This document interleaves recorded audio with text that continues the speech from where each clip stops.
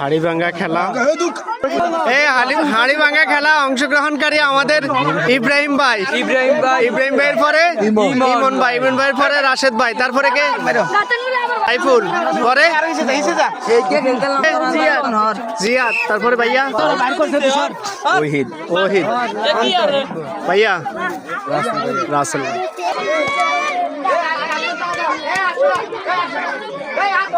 খেলা দিছে হারলে তো